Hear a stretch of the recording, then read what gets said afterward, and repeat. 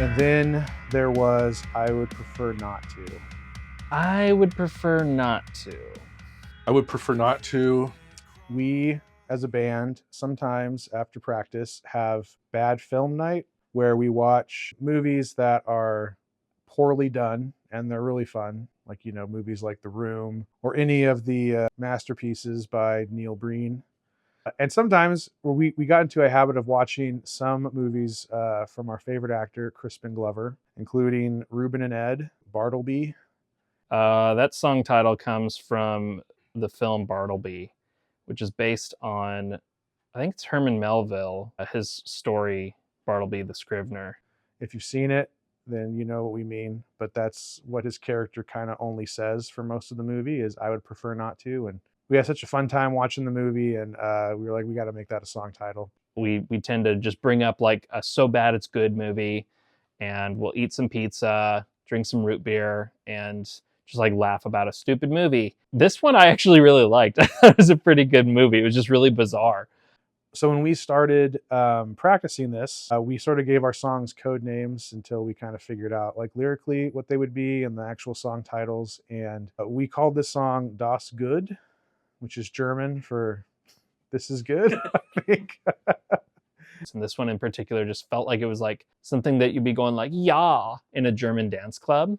The opening like drum and bass part kind of made us think of like a night, like sort of a dance nightclub-y kind of thing. It doesn't really sound like that, but I don't know. When we first started playing it, kind of did, I guess. I remember the first time Andrew sent us the demos for particular songs that he wrote, and this is the song that probably stood out the most to me. It just had a really catchy guitar riff, and more I listened to it, I was like, man, this reminds me of something from like the 80s. It had like a new wave kind of sound to it, and I kept trying to figure out like, what does this remind me of? And it dawned on me that it reminded me of a song from The Cure. I don't remember exactly what song, and I remember when the guys came over for band practice, and I played that song, played his his demo, and I was trying to compare it to like other like new wave songs, kind of like maybe like we could have a new wave song. We're pop punk, but yeah, let's experiment and let's have a new wave song.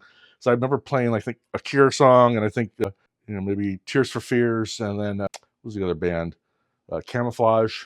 I really like this song. I think it's one of the songs on the album that we kind of really sort of stretched ourselves and kind of ventured into different waters, with what we were doing on guitar and what Christian and Evan were doing on drums and bass and stuff like that. Some of the stuff like on guitar, it's kind of fun. I get to do a little just like more picky things and some more ambient sounds, drop the distortion out, add some delay, add some reverb.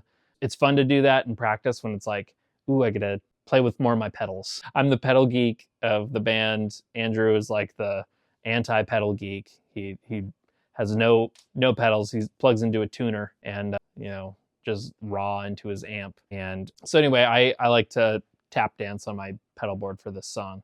The chorus, up until we were about to record, the chorus sounded a little different, but in true Andrew Carlin fashion, I waited till the last second to write a better one. And so the chorus was like a last second addition to the song, and I think it came out a lot better than what we originally had, so I was really happy with that.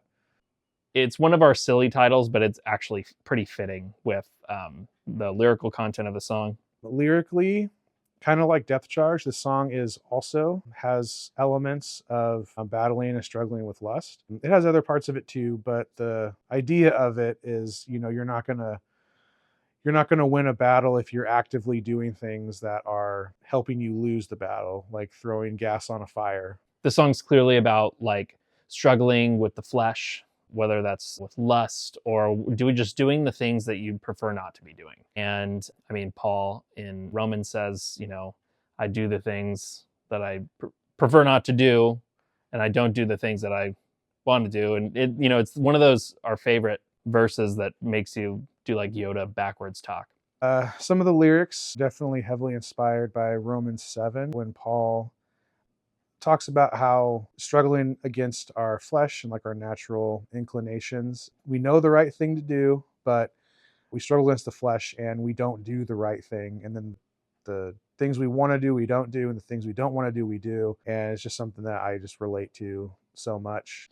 because even though we're saved and sanctified by Christ, we still are going to struggle against our flesh until he comes and gets us or until we die. So we were just kind of talking about, we didn't plan on this, but Depth Charge and I'd Prefer Not to have similar lyrical concepts, and they wound up being next to each other on the record because we kind of felt sonically they kind of sounded good together. So. This one felt very collaborative.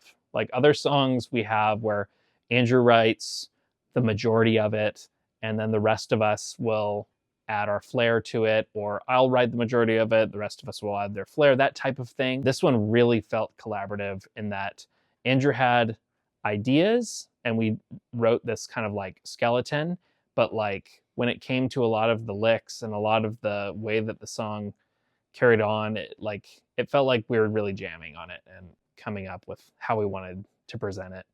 Anyway, it's just a fun song, and it was just kind of cool to experiment with.